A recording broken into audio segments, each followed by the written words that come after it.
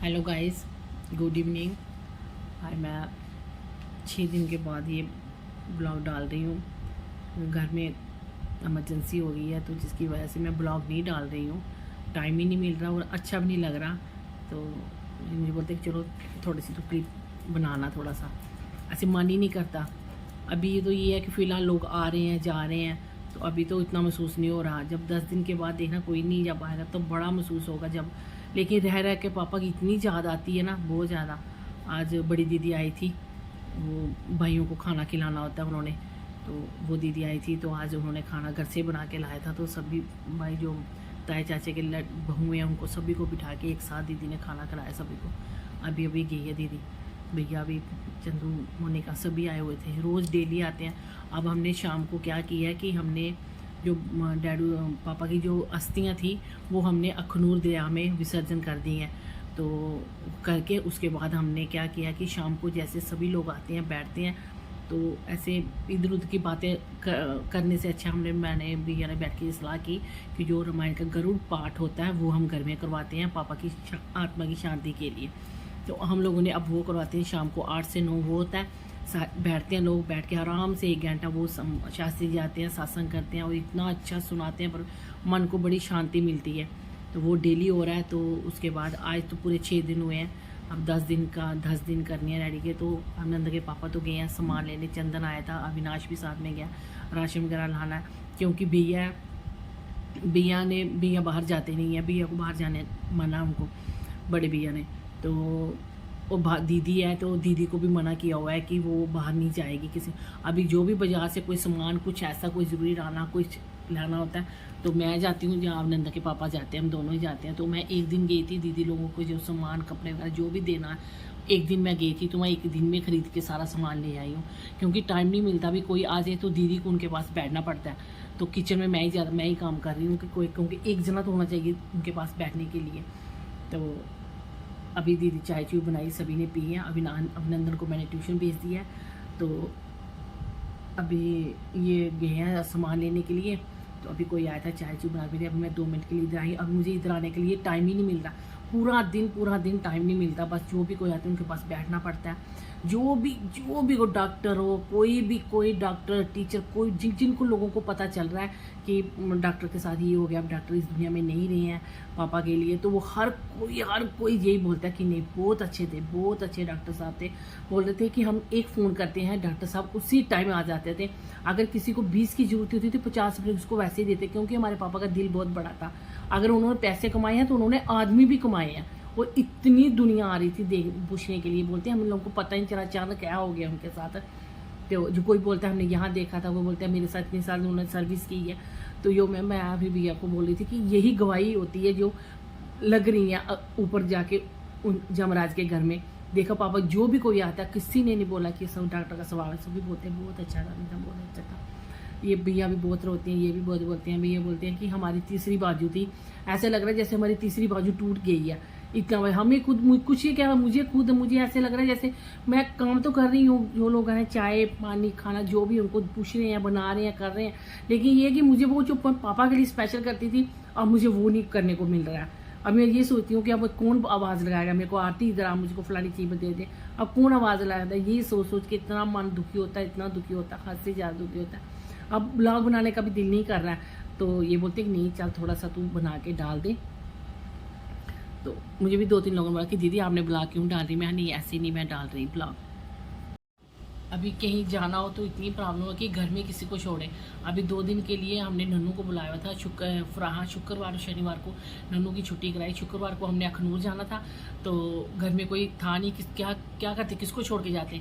फिर नन्नू को फ़ोन किया, नन्नू बोलते बुजी मैं आ जाता हूँ।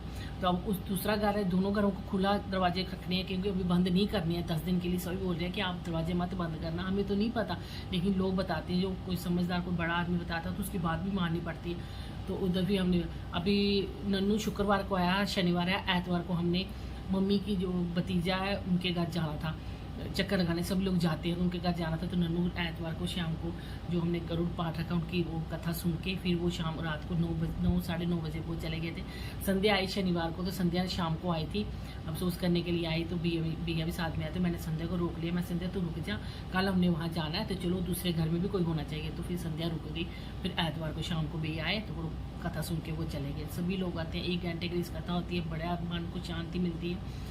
रह रह के जा तो बहुत ज़्यादा आ रही है, पर क्या करें, कहीं को जाना हो तो हम आदमी को रोक सकते। वो एक ऐसा घर है, कोई जब वो लेने आ जाए कोई नहीं रोक सकता, चाहे कुछ भी हो। तो अभी तो यही कर रहे हैं, अभी तो तैयारी कर रहे हैं। परसों जो 10 दिन होने 19 तारीख को शुक्रवार को 10 दिन है, उसकी हम लोग कर रहे हैं तैयारी। जिनको फ़ोन करके बुलाना उनको फ़ोन करके बता दिया कि इतनी तारीख को है। तो जिनको नहीं पता, कुछ ऐसे रिश्तेदार थे हमारे जिनको नहीं पता, उनको फ़ोन करके बताया कि ये बात होगी। तो वो आगे से बोलते कि ये कैसे हो गया। मैंने बोला क्या बताएं अब वो दीदी आई थी, दीदी लोग तो घर गए। अभी मुन्ना दीदी के थे, वो शाम को आएंगे। बड़ी दीदी भी शाम को, ये रोज़ डेली शाम को आ जाते हैं, रात को रुकते हैं और सुबह चले जाते हैं। तो सभी एक ही जगह सो रहे, और एक ही जगह उन्होंने बोला कि एक ही घर में खाना बनाना है, दूसरी जगह नहीं बनाना। तो मैं उधरी खाना बना रही हूँ, उधरी बना के सभी को दे रही हूँ, खाते हैं सभी बैठ के उधरी।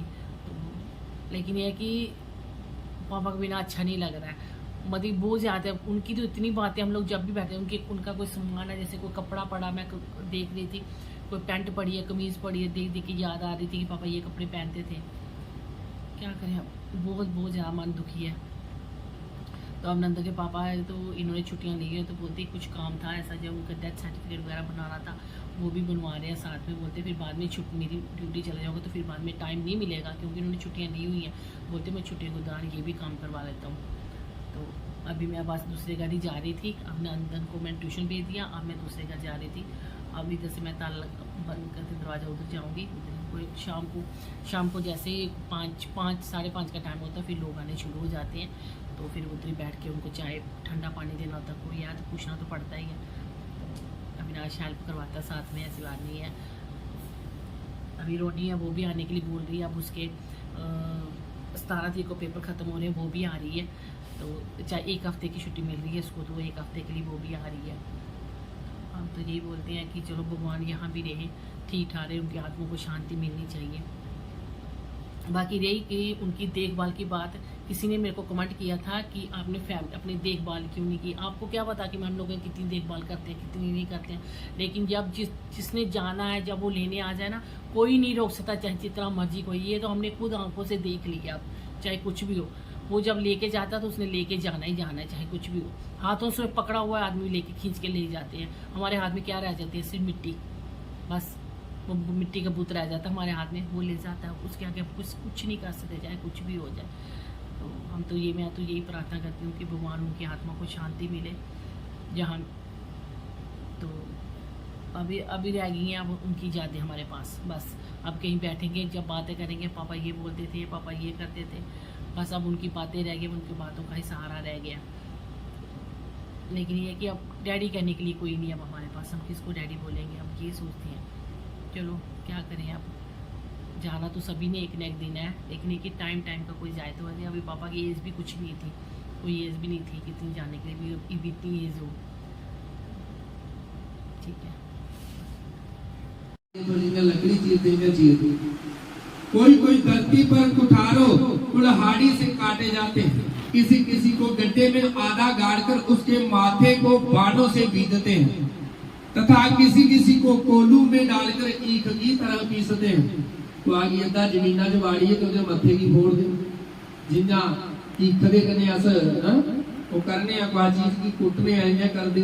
किसी को जलते हुए अंगारों और जलती लकड़ियों से चारों ओर से घेर कर लोह पिंड की धड़क धोते हैं। किसी को घी के कड़ा में और किसी को तेल के कड़ा में डालकर बड़ों के समान इधर उधर पकाते हैं। तो आगे तेला दे घ्योआ दे कड़ा च पाई पकाते। किसी को रास्ते में मस्तक हाथी के सामने फेंक देते हैं और किसी को हाथ पैर बांधकर नीचे मुंह करके लटका दिया जाता है और किसी को पहाड़ से गिराया जाता है। कोई कीड़े से भरे कुंड में डुबाया जाता है। पहाड़ा पर सुटी होते कीड़े दे बड़े बड़े भरे दे कुंड सुट दे। कोई कीड़ों से भरे कुंड में डुबाया जाता है, जिससे कीड़े उसे बहुत बेभीत कर देते हैं।